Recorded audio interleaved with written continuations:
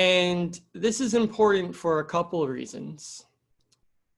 Primarily being that we as people of color deal with a lot of issues that Buddhism was designed to help us deal with, to cope with, to solve.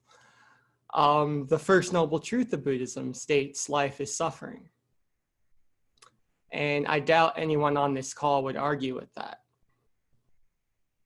We experience racism, sexism, homophobia, microaggressions, prejudice in our daily lives. And the goal, in my view, of spiritual practice is to help us cope with those things. Someone mentioned earlier that they're an activist and they're feeling exhausted. And I think that's something we can all feel in our spirits. Where I live in Cleveland, Ohio, we had protests recently due to the death of George Floyd, or I should say the murder of George Floyd. And I do chaplaincy work with activist groups in the area. So I was there when the police tear gassed and maced activists. I saw people shot with rubber bullets. And again, this is why it's so important for us to understand the intersection between spirituality and activist work, between spirituality and earning a living, between spirituality and dealing with family drama. Because if we don't have that anchor to hold on to, if we don't have a spiritual practice that tells us who we are, then the world will tell us who we are.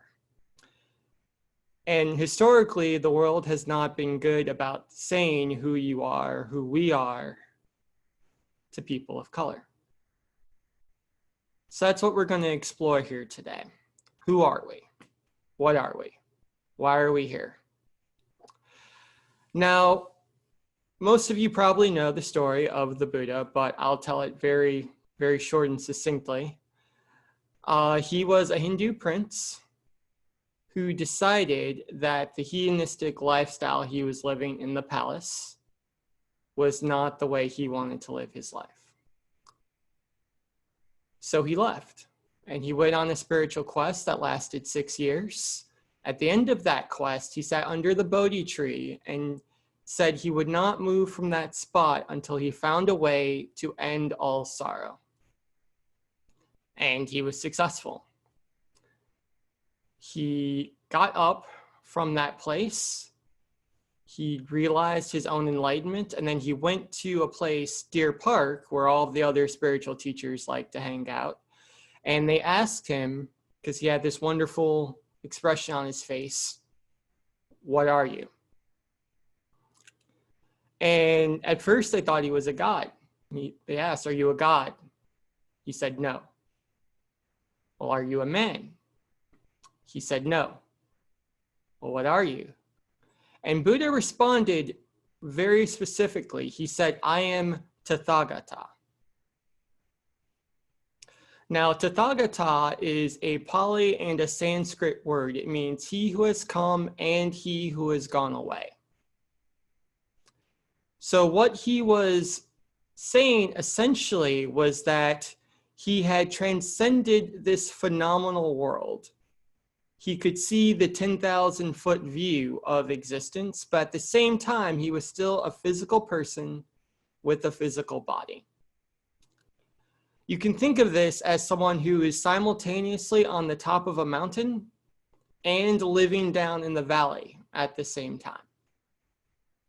They have that big 10,000-foot view of the world from the mountain, and yet they live down here in the mud with the rest of us. The difference is, because they have that big view, they can move more skillfully in the world.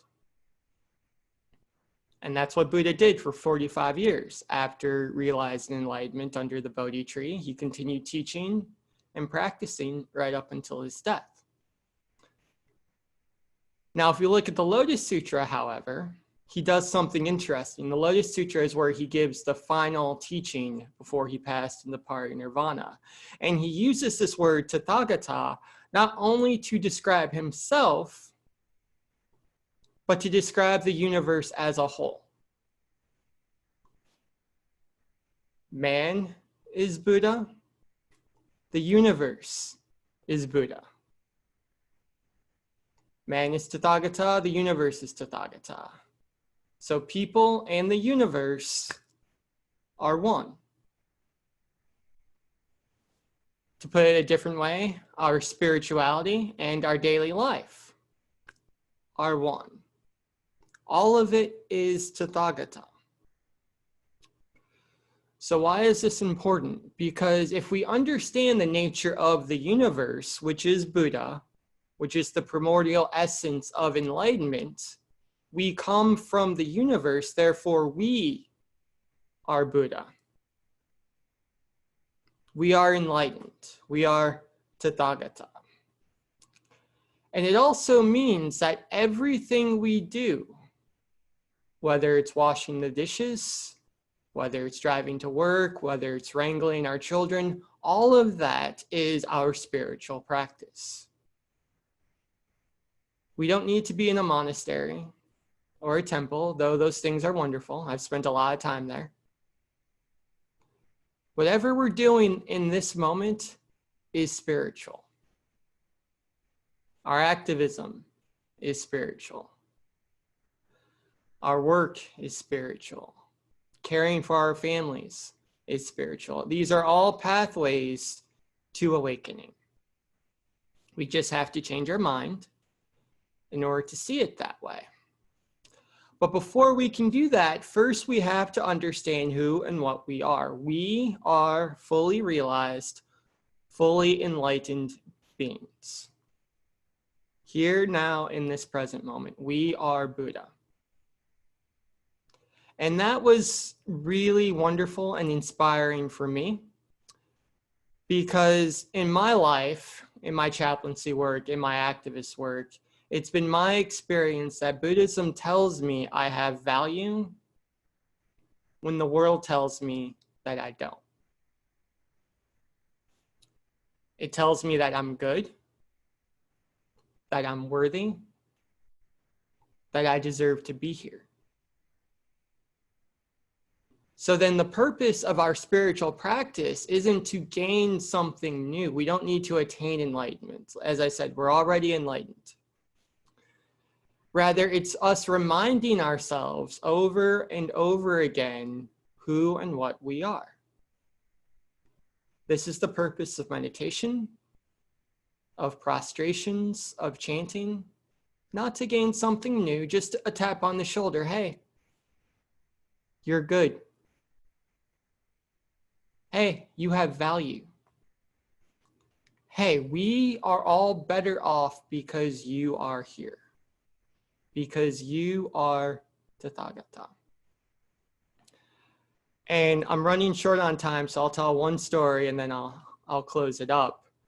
Because when Buddha was born, there was an oracle present at his birth. And the oracle stated that one of two things were going to happen. That he would either be a world-turning monarch or he would be a holy man. And then when Buddha was born, he took 7 steps, according to the story, and then proclaimed in a very loud voice, of all the beings of all the world, I alone am holy. So the world had ideas of what and how Buddha was going to live in the world, and then he stated how he was going to live in the world. He made the decision. And the way I view this story is not that Buddha was putting himself on a pedestal, that we need to build an altar, though I have an altar, and create statues and think of him as better than we are, more holy, more special. Rather, he was setting the stage. He was setting an example.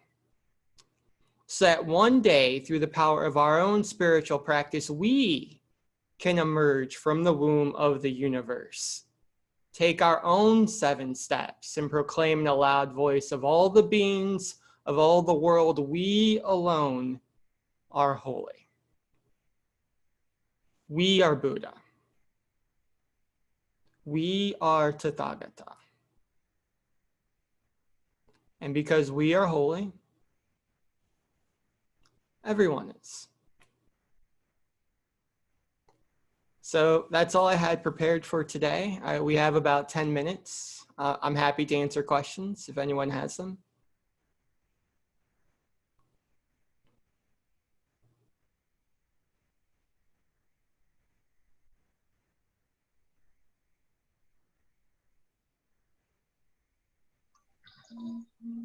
All right, wonderful. William? I have a question, Alex. Oh, go ahead. Yes. Do you know, like, sometimes when we're suffering from PTSD, from like a real serious incident, and sometimes we're carrying this or various symptoms to various degrees. So PTSD could be like activist work, or it could be domestic abuse. It could be a number of things. What is the best practice? Because I'm sometimes thinking mindfulness and this kind of work can also trigger it and can also make it worse if there's not the right containment. What would you recommend for people really? What practice really to look after themselves who are really struggling at this moment with all the tension and the anger and the PTSD? Sure, 100%. So this is where we have to trust our own inner wisdom and our own Buddha nature, because Buddhism is a very rich tradition. But if you imagine all the food in your cupboard, not all the food is good all the time. Sometimes you feel like ice cream. Sometimes you want, I don't know, chocolate milk. Sometimes you want cashews. Sometimes you want lentils.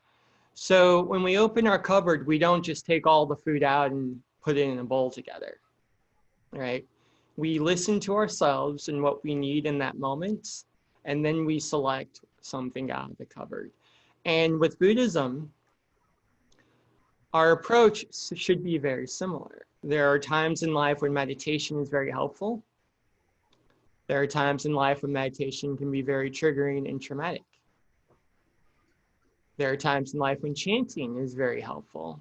And there are times when chanting is very triggering and traumatic. So it's important for us as Buddhas to understand what's leading us closer or further away from our own enlightenment. So unfortunately, there's not a one-size-fits-all practice that I can give you, but I can give you that encouragement to branch out and explore different things. And just really listen to your own inner guidance.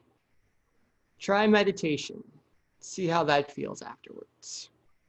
Try chanting, Namu Amida Butsu, as we say in Pure Land.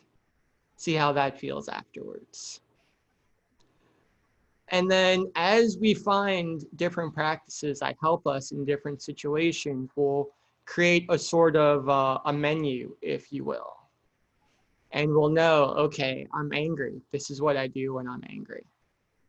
I'm scared. This is what I do when I'm scared.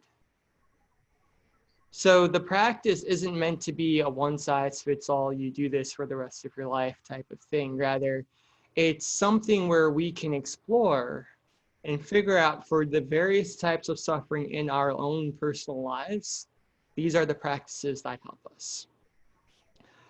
So just as a base, so you have somewhere to start, I always suggest meditative breathing as a starting point to start that exploration. And this isn't something I created. Buddhist masters and yogis have been doing this practice for thousands of years. Very simply, we breathe in and out through the nose. The reason for that is that engages our parasympathetic nervous system. It tells us we're safe, we're calm. Our mind uses the breath to speak to the body. So by breathing in and out through the nose, we're saying that we're safe, that we can calm down, that it's okay. Also, for every inhale, extend the belly button. What this does is allows the diaphragm to drop into the stomach cavity, allowing us to take in a full breath of air. So again, that full breath of air tells our body we're safe, we're calm. And that in and of itself allows our heart rate to lower. It allows the adrenaline and the cortisol to work its way out of our body. And that can bring our emotional state to a lower, calmer homeostasis. So I'd recommend that meditative breath as a starting point. Thank you, Alex. I'm really curious with that. Right behind you, the shrine has a picture of a globe, and I want to get one of those shrines because it's so cute. Or not cute, but I just think it's really precious. Can you explain what the globe is doing on your shrine? That looks incredible. Yes, thank you. So this is a Butsudan. It was given to me when I was ordained as a Buddhist teacher. And essentially, so unfortunately, you can't buy this anywhere, but you can get your own personal Butsudan. And the globe is meant to show the oneness or the universality of Buddhist teachings, right? So going back to what I said earlier, we sometimes think that Buddhism only exists in the temple, or it only exists in a cave in Tibet or Nepal, or it only exists in the meditation center. And I've actually heard people say that we pick up our practice when we go in and then we put it down when we go out. And this is wrong thinking. So that globe is there to remind me that when I'm practicing in front of my altar, I'm not just practicing for me, I'm practicing for all sentient beings. In the same way that Buddha did. Our practice, our spiritual practice, isn't just for us, it's a gift we give to the people around us. So I know I'm calmer and easier to deal with when I meditate every day. And I know my family and friends appreciate that. And the same is probably true for the rest of us. So the globe is meant to remind us that spirituality is something that we do not just for us, but for the world as a whole. Thank you, Alex, for your kind words. If anyone has a question, can you kindly just put your hand up to the screen and unmute yourself, please?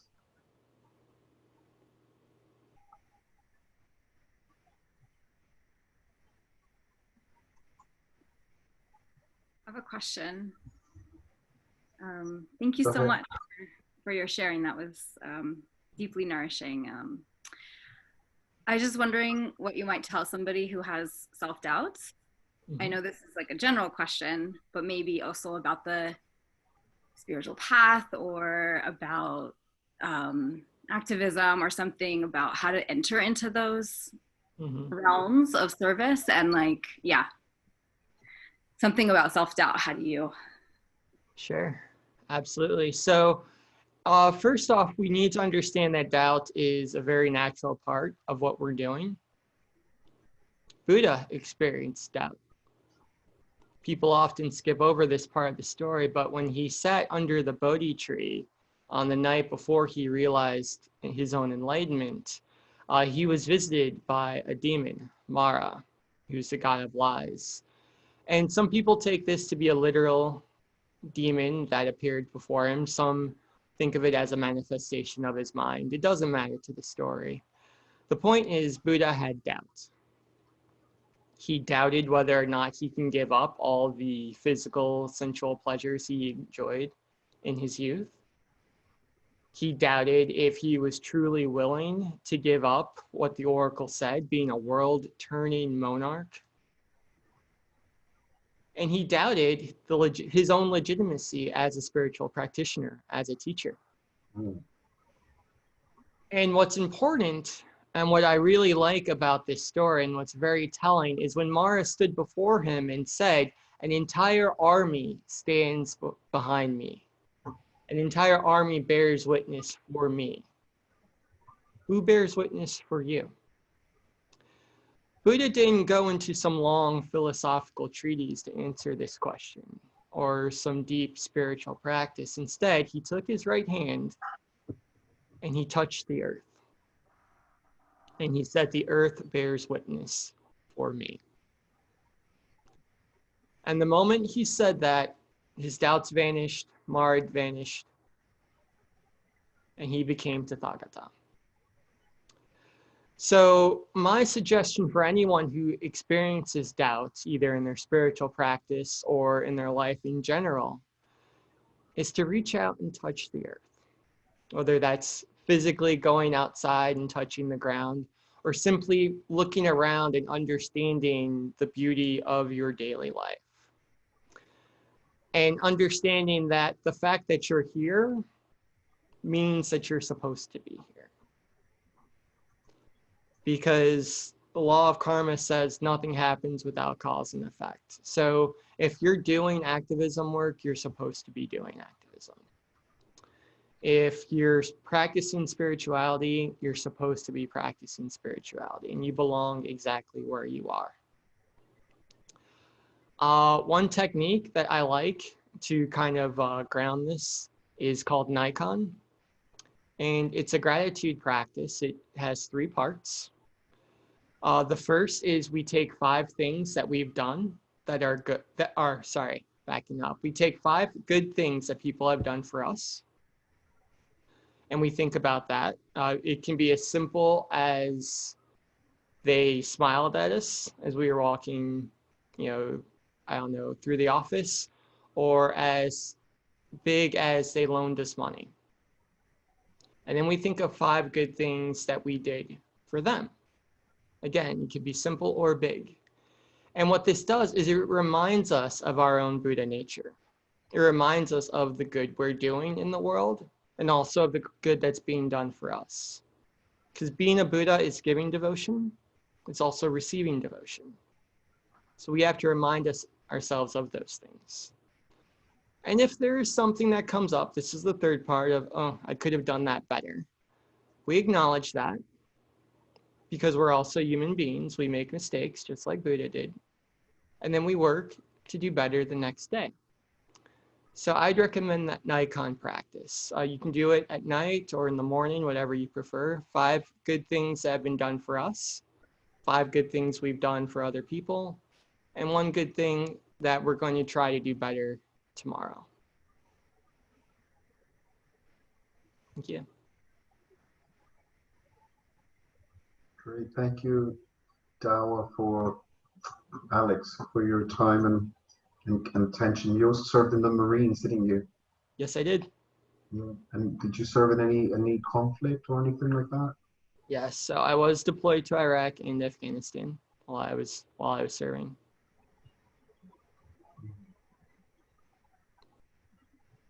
And were you a Buddhist before you actually went into combat? No, actually, unfortunately, it would have helped me quite a bit if I had been, but I didn't find the practice until after I'd come home and I was already out of the Marine Corps. Okay. It's interesting, however. So in Zen, it's a very strict, very discipline-focused tradition. And I sometimes joke that the discipline I experienced in the Marine Corps prepared me for the Zen Buddhist temple.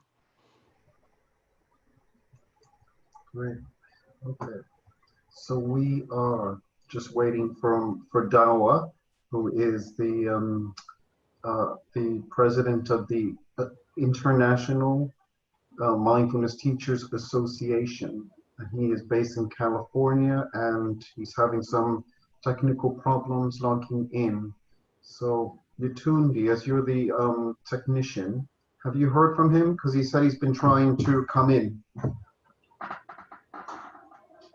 No, everybody that's tried to come in, we've let in, myself and Sita, but I haven't seen his name pop up, so I'm not sure what the situation is on his side. Okay, yeah, I'm just WhatsApping him, and he said he's in the waiting room. Okay, well, I'll check. Sita, do you want to check as well? Yeah. I can't see anyone in the waiting room at the moment. Yeah, well, that's what I said to him. So let me see. Okay. It may be worthwhile, William, for him to back out and come back in again. Yeah. Yeah, okay. Alex, while we have a little bit more time, would you be so kind as to just maybe improvise and give I us mean, some we more were teaching. supposed to have a break. Perhaps you could take the break now to give them, you know, the 10-15 minutes to be able to get in. Yeah, we oh, hold Oh, on a wait a second. minute, Dawa's here now. There he is. Okay. Okay. So Alex, we will hope you stay around. And just to remind everyone to put a number on the back of your name, just so that we know what breakout room that you're going to. The breakout rooms are listed on the website, just in case you don't know which room you're in. You should know by now if you were in, but some people are checking in from the US now. So thank you again, Alex, for that. It's just great to hear different perspectives, and I'm really looking forward to hearing some more teachings through the MNPC.